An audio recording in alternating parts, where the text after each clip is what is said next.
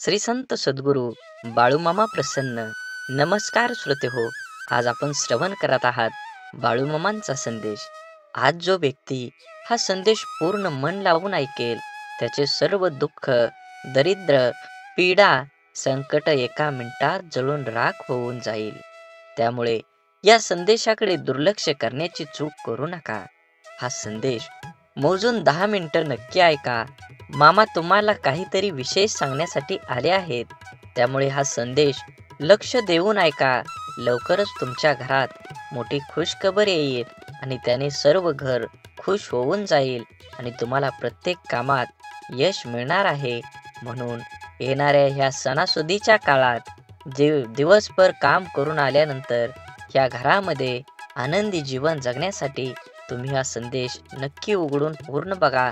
तुमच्या आयुष्यात नक्कीच आनंदाचे दिवस येतील.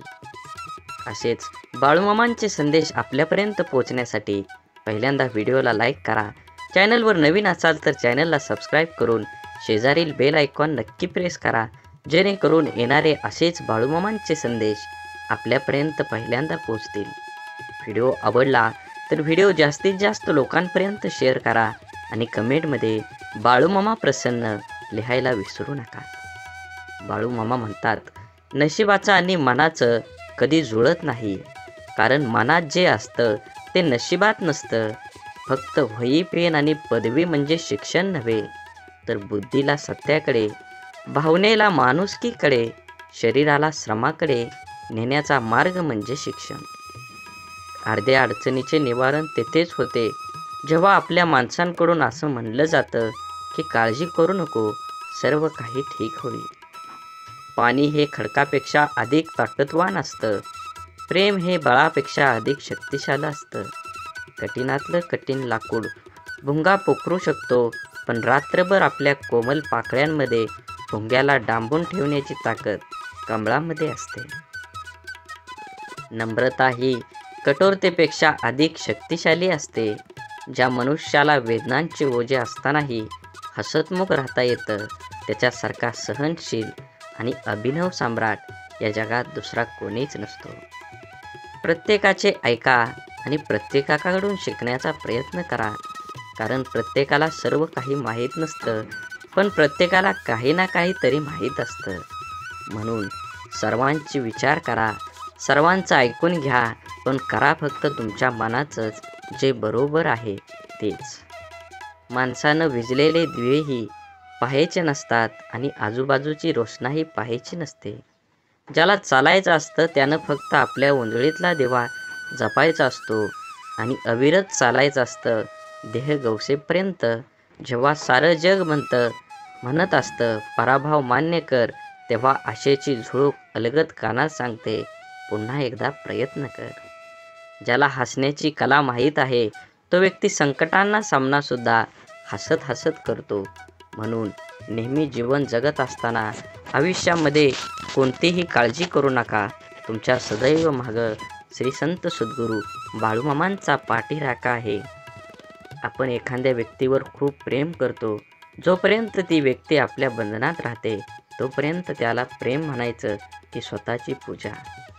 अन्याय, लाचारी दूर करण्यासाठी शिक्षण हे एकमेव प्रभावी अस्त्र आणि शस्त्र आहे. अख्ख्या जगाचा इतिहास या गोष्टीची साक्ष आहे की गरीब, गुलाम, लाचार या लोकांनाच नेहमी त्रास सहन करावा लागतो. जुन्या काळापासून ते अजूनही काही ठिकाणी मुलींना लहानपणापासून शिक्षणापेक्षा तुला फक्त चांगला स्वयंपाक आणि नवऱ्याला सासरी सर्वांना खुश ठेवता आलं पाहिजे अशा मानसिकतेने वाढवलं जातं. खरंच किती माणसानं विचार केला पाहिजे. हे जग बदललं आहे. जुनं शांत राहून संपवायचं आणि नवीन चांगलं निर्माण करायची ही बेरीज वजाबाकी ज्याला जमते त्यालाच आयुष्य आनंदाने जगता येतं.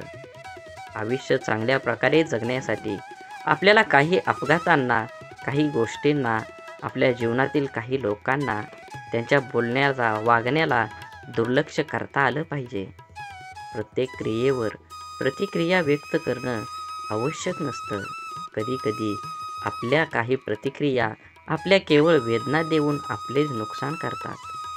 अहंकार व रागाच्या भरात आपण इतरांना अद्दल घडवण्याच्या मानसिकतेने इजा करण्याचा प्रयत्न करतो, पण आपल्याला नंतर कळतं की आपण स्वतःचेच नुकसान केलेले आहे. लोहाराच्या बंद दुकानात एक साप घुसला. तिथे पडलेल्या एका करवतीमुळे त्याला जखम झाली. सापानं मागं वळून आपली पूर्ण ताकदीने करवतीला चावण्याचा प्रयत्न केला. सापाच्या तोंडातून रक्त वाहू लागलं. तरीही सापानं करवतीला तोंडातून स्वतःला गुंडाळून मारण्याचा पुरेपूर प्रयत्न केला. स्वतःला गुंडाळून घेताना दुसऱ्या दिवशी जेव्हा लोहाराने दुकान उघडलं, तेव्हा त्या करवतीभोवती गुंडाळलेला मेलेला साप दिसला. त्याच्या अक्षरशः खंडोळ्या खंडोळ्या झाल्या होत्या. जो स्वतःच्या रागाचा आणि अहंकाराचा बळी पडला होता. आपल्या आयुष्यात आतापर्यंत आपण कळत नकळत अनेक चुका केलेल्या असतात, ज्या आपण विसरून गेलेलो असतो. परंतु आपल्या प्रत्येक कर्माचं फळ हे ठरलेलं असतं. आपल्या चांगल्या वाईट प्रत्येक कर्माची नोंद आपल्या खात्यात जमा होत असते.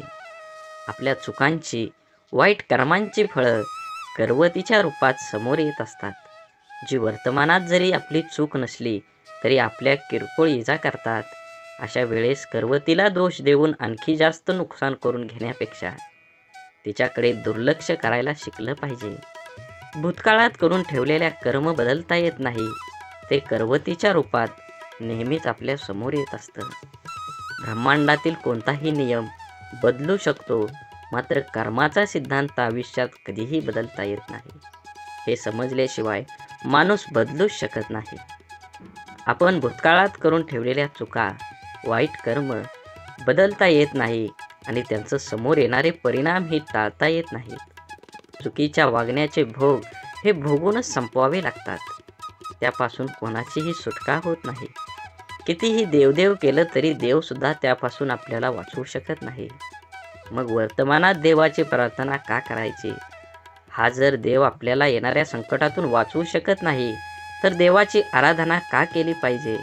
तर लक्षात ठेवा, मनाची शक्ती वाढवण्यासाठी देवाची आराधना करायला हवी.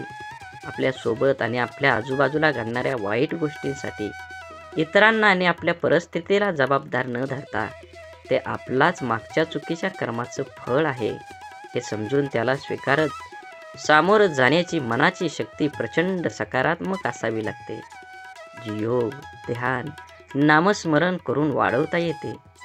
देवाची आराधना करायला सुरुवात केल्यावर आत्मचिंतन करण्याची सवय लागते. आपण कुठं चुकलो, काय योग्य आपण करू शकलो असतो असा विचार करण्याची सवय लावून घेतली तर योग्य अयोग्य, चूक बरोबर याची जाणीव होऊ लागते. त्यामुळे मनाला योग्य विचार आणि योग्य कृती करण्याची शक्ती प्राप्त होते. ज्या योगे नवीन चुका, वाईट कर्म आपल्या हातून घडण्याची शक्यता कमी होत जाते. आपल्याला कर्माच्या खात्यातील वाईट कर्माचे गाठोडं आणखी मोठं न होता हलकं होत जातं. होऊन गेलेल्या चुकांसाठी देवाकडे माफी मागून समोर आलेली शिक्षा कुठलीही तक्रार न करता भोगून संपवायची आणि वर्तमानात त्या चुका न करता नवीन चांगलं कर्म करत राहिल्याने पुढे येणारी आपली वेळ, भविष्यकाळ सोपा, सुखकर करण्याची संधी देवाची आराधना केल्याने मिळते. लोकांच्या तोंडाला कोण कुलूप घालणार? ते उघडच असतं. लोक अपयशी लोकांवर हसतात आणि यशस्वी लोकांवर जळतात. आपण करत असलेल्या कामाबद्दल, आपल्या स्वभावाबद्दल, आपलं राहणीमान, वागण्याविषयी आपल्या जवळचे ओळखीचे लोक, सहकारी, शेजारी, नातेवाईक हे आपल्याविषयी काहीतरी चांगलं वाईट मत बनवित असतात. परंतु या गोष्टी आपल्या समोर न बोलता आपल्या गैरहजेरीत, आपल्या पाठीमागं आपापसात ते बोलत असतात. कारण या जगात फार कमी व्यक्ती असतात जे आपल्या तोंडावर समोर बोलण्याची हिंमत ठेवतात. आपल्या चुका, आपली प्रगती या लोकांच्या मनात सलत असते. मनातल्या मनात गोष्टी कोणाजवळ तरी व्यक्त करण्यासाठी हे लोक आपल्या जवळच्या एखाद्या व्यक्तीला शोधत असतात. त्या जवळच्या व्यक्तीजवळ सर्व शोध व्यक्त केल्यानंतर कधीतरी संधी बघून ती व्यक्ती आपल्याला सांगते, आमका असं म्हणाला, तो तसं म्हणाला, हा तुझ्याबद्दल असं बोलत होता. काय बोलला हे मिरची मसाला लावून सांगण्याची त्यांच्यात हिंमत असते. पण कोण बोलला हे सांगण्याची त्यांच्यात हिंमत नसते. कारण त्यांच्या बोलण्यात किती प्रामाणिकपणा आहे हे त्यांना माहीत असतं. त्यामुळे पाठीमागं बोलणाऱ्यांकडे लक्ष न देता इतरांचं नाव पुढे करून आपल्याला 4 गोष्टी शिकवणाऱ्यांवर विश्वास न ठेवता आपलं आयुष्य चांगल्या पद्धतीनं जगत राहावे. वेळ ही अशी गोष्ट आहे जिचा आदर फक्त हुशार लोक करतात आणि आयुष्यात यशस्वी होऊन आनंदाने जीवन जगतात. आपण एखाद्या गोष्टीला जोपर्यंत प्राधान्य देत नाही तोपर्यंत ती गोष्ट करू शकत नाही. त्या गोष्टीत आपल्याला अपेक्षित असणारे यश मिळवू शकत नाही. खूप उत्साहाने आपण जिम लावतो. सुरुवातीचे 1-2 दिवस खूप उत्साहाने उठतो. नंतर मात्र रात्री झोपताना ठरवणार उद्या काहीही झालं तरी सकाळी लवकर उठणार. सकाळ झाली की आजचा दिवस नको, उद्यापासून नक्की असं स्वतःला सांगणार आणि रोज उद्या म्हणत कितीतरी दिवस आपण वाया घालवतो. पण जिमऐवजी जर आपल्याला एखाद्या महत्त्वाच्या कामासाठी लवकर बाहेरगावी जायचं असेल किंवा आपली एखादी परीक्षा असेल, पेपर असतील, सहलीला फिरायला कुठंतरी बाहेर जायचं असेल तर रात्री काहीच न ठरवता आपल्याला सकाळी लवकर जाग होते. तेव्हा आपण आज नको उद्या असं स्वतःला म्हणत नाही. कारण त्या गोष्टीची जाणीव, महत्त्व, परिणाम आपल्याला माहीत असतात. आयुष्यात यश मिळवायचे असेल, आनंदी यशस्वी आयुष्य जगायचं असेल तर सर्वप्रथम स्वतःला एक सवय लावायला हवी. ती म्हणजे सकाळी लवकर उठणं. सकाळी लवकर उठण्याचे फायदे, महत्त्व जाणून घेतलं तरच आपण सकाळी लवकर उठू शकतो आणि हेही रात्री झोपायला कितीही उशीर झाला तरी. हेल हेराल्ड नावाचे एक जगप्रसिद्ध व्यक्तिमत्व आहे. अब्जोपती हेल महामंदीत नुकसान झालेल्या कर्जबाजारी झालेले होते, पण ते हार मानणारे नव्हते. त्यातून बाहेर पडण्यासाठी त्यांनी एका मित्राचा सल्ला घेतला आणि हेल सांगतात त्याचं आयुष्यच बदलून गेलं. त्याच्या मित्राने त्याला सकाळी 4 वाजता उठण्याचा सल्ला दिला होता आणि त्याने तो दृढ निश्चयाने अंमलातही आणला होता. म्हणून सकाळी उठण्याचे अनेक फायदे आहेत, फक्त तुम्ही त्या वेळेचा फायदा करून घेतला पाहिजे. अख्ख्या जगाचा इतिहास या गोष्टींची साक्ष आहे की गरीब, गुलाम, लाचार या लोकांनाच नेहमी त्रास सहन करावा लागतो. जुन्या काळापासून ते अजूनही काही ठिकाणी काही माणसं त्रास देत असतात. हेच तुमचा स्वाभिमान जपून धाडसपणे, आत्मसमाधानाने तुमचं जीवन जगलं पाहिजे. आयुष्य चांगल्या प्रकारे जगण्यासाठी आपल्याला काही अपघातांना, काही गोष्टींना, आपल्या जीवनातील काही लोकांना त्यांचा बोलण्याचा, वागण्याकडे दुर्लक्ष केलं पाहिजे. म्हणून भूतकाळात आपण काही करून ठेवलेल्या चुकांचा परिणाम आपल्याला भविष्य काळात नक्कीच कर्म फेडावं लागतं. पहाटेचा 1 तास स्वतःसाठी दिला तर दिवसभरातील 23 तासांचे युद्ध आपण सहज जिंकू शकतो. आभार व्यक्त केल्याने चांगल्या गोष्टी जीवनात आकर्षित होतात आणि टिकून राहतात. जीवनात मिळालेल्या प्रत्येक गोष्टीचे आभार व्यक्त केले पाहिजेत. आपले आई वडील, भाऊ बहीण, जोडीदार, मुलं, मित्रमैत्रिणी, नातेवाईक, आपले घर, व्यवसाय, गाडी अशा प्रत्येक गोष्टीचे, आपल्याला जीवनातील प्रत्येक व्यक्तीचे आभार व्यक्त केल्याने सकारात्मकता वाढण्यास सुरुवात होते. जास्तीत जास्त 5 मिनिटात आपण मिळालेल्या सर्व गोष्टींचे आभार व्यक्त करू शकतो. त्यानंतर दिवसभर आपल्याला काय करायचं आहे याची नोंद लिहिण्यास सुरुवात केली पाहिजे. सुरुवातीला काय लिहावे सुचत नाही, त्यामुळे सर्वप्रथम तारीख टाकून किती वाजता आपण उठलो हे रोज लिहून ठेवण्याची सवय स्वतःला लावली पाहिजे. जमेल तसे दिवसभराचे नियोजन, महत्त्वाच्या कामांची यादी, खाण्याची, झोपण्याची वेळ निश्चित करून लिहून ठेवावी. सुरुवातीला अगदीच ठरवल्याप्रमाणे सर्व गोष्टी होत नाहीत. जेवढं शक्य होईल तेवढं नियोजनानुसार वागण्याचा प्रयत्न कराल की हळूहळू सवयी दृढ होतात आणि आपल्या मनाला, शरीराला त्या सवयींची सवय होण्यास सुरुवात होते. घरकामाचं नियोजन, व्यवसायाचं नियोजन, खर्चाचं, पैशाचं नियोजन, हिशोब या गोष्टींच्या नोंदी करून ठेवायची सवय लावल्याने जीवनात आश्चर्यकारक सकारात्मकता येते. साधारण 10 ते 15 मिनिटात या सर्व गोष्टींचा विचार करून आपण त्या लिहून ठेवू शकतो. यानंतर निरोगी शरीरासाठी, शरीरातील ऊर्जा वाढती ठेवण्यासाठी, आनंदी, स्वस्थ, कणखर राहण्यासाठी शक्य असेल ते चालणे, धावणे, योगा, जिम किंवा पोहणे, कोणत्याही प्रकारे अर्धा ते पाऊण तास व्यायामासाठी दिला. सकाळी लवकर उठणं, ध्यान, व्यायाम, दिवसभराचं नियोजन करणं या सवयी आपलं आयुष्य बदलून टाकतात.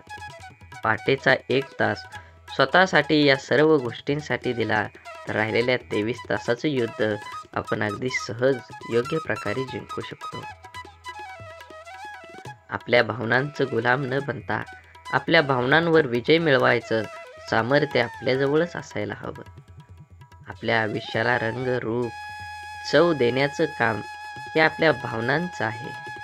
आपल्या आयुष्यातील प्रत्येक सुखदुःखात, यश अपयशात सर्वात महत्त्वाची भूमिका आपल्या भावनांची असते. एखाद्या कृतीवर, घटनेवर आपण जो विचार करतो, जी प्रतिक्रिया देतो, ती असते आपली भावना.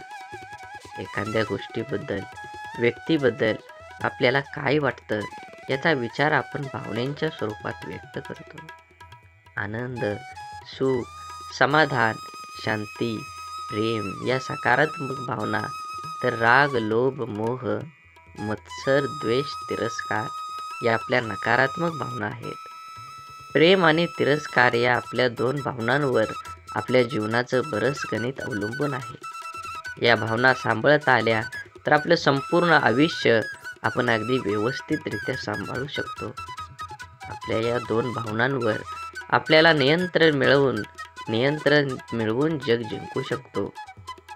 आपल्या भावना समजून घेणं, त्या कशा आणि का निर्माण होतात, ते निर्माण करणं आपल्या हातात आहे की इतर कोणाच्या हातात, या गोष्टी समजून घेतल्या तर आपलं जगणं सोपं आणि आपलं आयुष्य एकदम सुंदर होईल. आपल्या भावनांच्या आहारी जाऊन त्यांचे गुलाम न बनता आपल्या भावनांवर विजय मिळवायचं सामर्थ्य आपल्याजवळ असायला हवं. भावनांच्या आहारी जाणारे लोक व्यसनाधीन होतात. भावनांवर नियंत्रण मिळवणारे लोक जीवनात प्रत्येक क्षेत्रात यशस्वी होतात. स्वतःच्या मनात जे काही चालू आहे ते ओळखता येणं, ते स्वीकारता येणं, हे जर आपल्याला जमलं, आपल्या आतले जग जर आपण ओळखत असू तरच आपल्या भावनांचे स्वरूप आपल्या लक्षात येतं.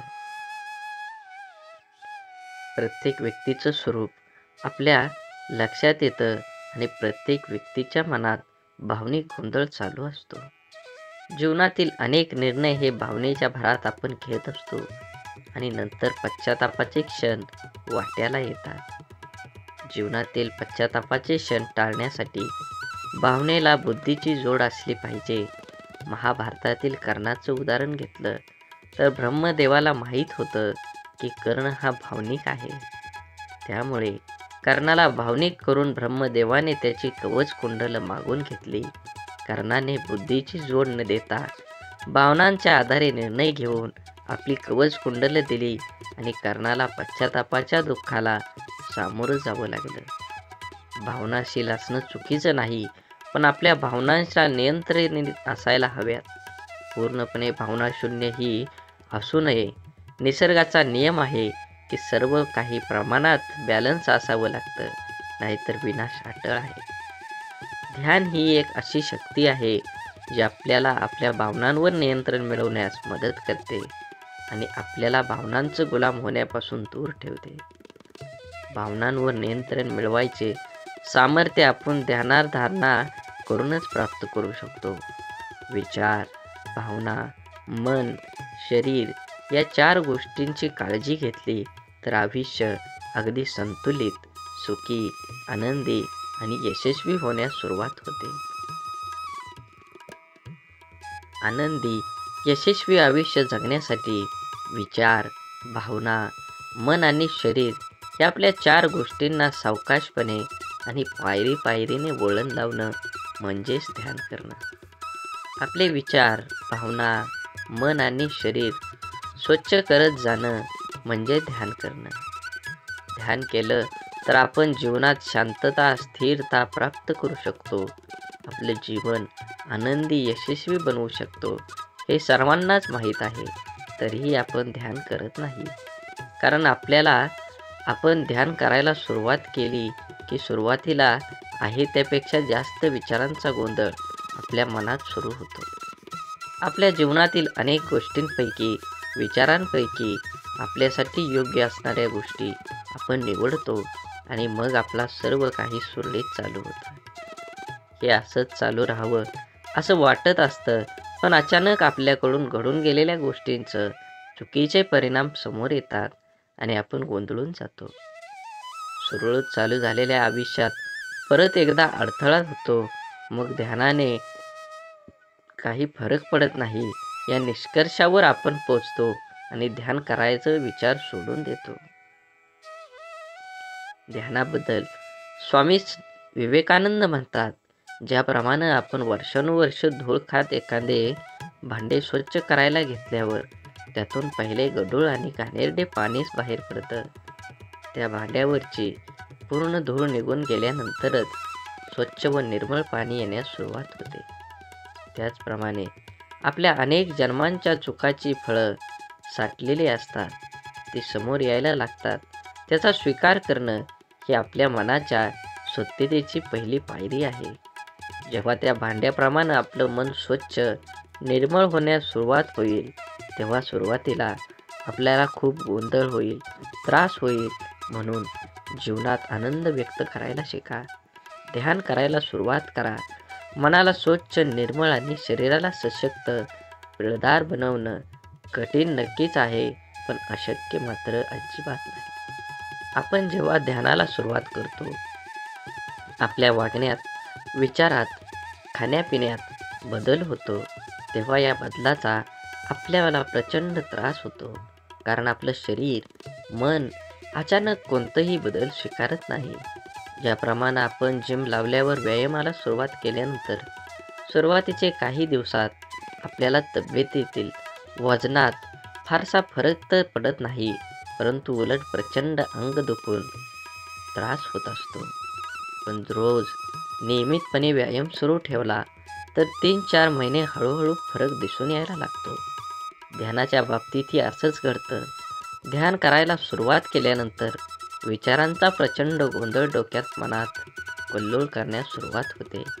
डोक्यात येणाऱ्या असंख्य विचारातून योग्य विचार निवडणं आणि त्यावर स्थिर होण्यासाठी स्वतःला काही वेळ द्यायला लागतो.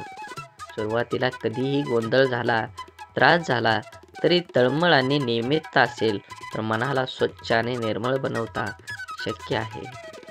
ध्यानामुळे होणारी प्राप्ती ही हळूहळू होते, पण ती प्रचंड मोठी असते. त्यासाठी नियमित सराव अत्यंत आवश्यक आहे. आपलं काम केवळ ध्यानाला बसणं इतकेच असतं. ध्यान लागेल किंवा लागणार नाही याची काळजी सोपवून द्यायची. आपल्या इष्ट देवतेवर ही कामगिरी सोपवून द्यायची.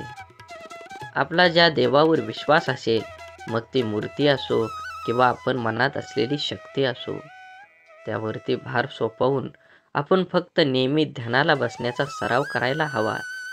त्यासाठी प्रचंड चिकाटी, नियमितता आणि सर्वात महत्त्वाचं स्वतःवर आणि आपण मनात असलेल्या शक्तीवर, देवावर प्रचंड विश्वास असायला हवा. तरच प्राप्तीचा अनुभव येतो. असेच बाळूमामांचे संदेश आपल्यापर्यंत पोहोचण्यासाठी पहिल्यांदा व्हिडिओला लाईक करा. चॅनलवर नवीन असाल तर चॅनलला सबस्क्राईब करून शेजारील बेल आयकॉन नक्की प्रेस करा. असेच येणारे व्हिडिओ आपल्याला पहिल्यांदा भेटतील. आणि कमेंटमध्ये बाळूमामाच्या नावाचा जयघोष करून व्हिडिओ जास्तीत जास्त शेअर करायला विसरू नका. मनाला स्वच्छ, निर्मळ आणि शरीराला सशक्त, पिळदार कठीण नक्कीच आहे. हे अशक्य पण अजिबात नाही. आपला हेतू प्रामाणिक आणि शुद्ध असेल तर एखाद्या कार्याच्या परिणामाचा जास्त विचार करण्याची गरज भासत नाही. मनासारखं होण्यासाठी आधी मनासारखं काम करावं लागतं. आपण संपूर्ण आयुष्यात कोणासोबत सर्वात जास्त वेळ राहतो? अर्थातच प्रत्येकाचं उत्तर वेगळं असू शकतं. अनेक जणांनी तर कधी यावर विचारच केलेला नसेल. आपण संपूर्ण आयुष्यात सर्वात जास्त वेळ स्वतःजवळ राहतो. आपण स्वतःला जेवढं ओळखतो तेवढं कोणीही आपल्याला ओळखत नाही. तरीही आपण स्वतःची किंमत दुसऱ्यांना लावून देतो. लहानपणी ऐकलेली एक गोष्ट आहे. एक मुलगा रस्त्यात सापडलेला चमकणारा दगड घेऊन आपल्या वडिलांकडे जातो. वडील त्याला म्हणतात, हा दगड बाजारात घेऊन जा. वेगवेगळ्या दुकानदारात दाखवून त्याची किंमत काढून आण.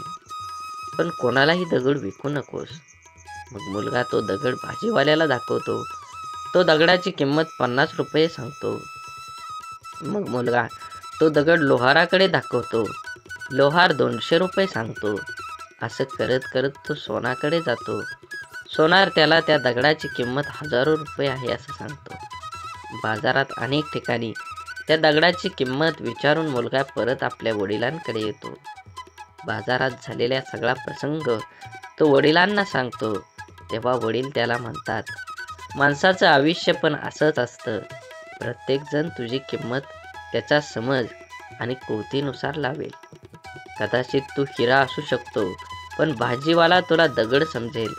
काही जण चमकणारा दगड समजतील, पण ज्याला तुझी खरी किंमत माहीत असेल त्याला तू अमूल्य वाटशील. आयुष्य जगत असताना आपण स्वतःशी आपली किंमत नीट समजून घ्यावी. आपली किंमत दुसऱ्याने करावी अशी अपेक्षा करू नये. स्वतःला ओळखण्यासाठी दगडासारखं प्रत्येकाकडे फिरत बसू नये. जेव्हा स्वतःची खरी किंमत माहीत असते तेव्हा कोणी कमी लेखण्याने फरक पडत नसतो. म्हणून एखादी गोष्ट मनाविरुद्ध घडली आणि ती स्वीकारण्याची शक्ती नसली की आपल्याला राग येतो. राग, संताप तीव्र झाला की नको ते आपण बोलतो. त्याच्या वेदना समोरच्या व्यक्तीला कळवतात आणि आपण अपेक्षा ठेवतो माफी मागितली की समोरच्या व्यक्तीने आपल्याला लगेच माफ करावं. झालं गेलं विसरून जावं. खरं तर इतकं सोपं असतं का? दुःख झालेल्या मनाला शांत करणं. मनाने माफ केलं तरी मन ती गोष्ट, तो प्रसंग विसरू शकत नाही. रागात माणसाची बुद्धी भ्रष्ट होते, परंतु मनात जो विचार केलेला असतो तेच माणूस बोलतो. मनात वेगळं आणि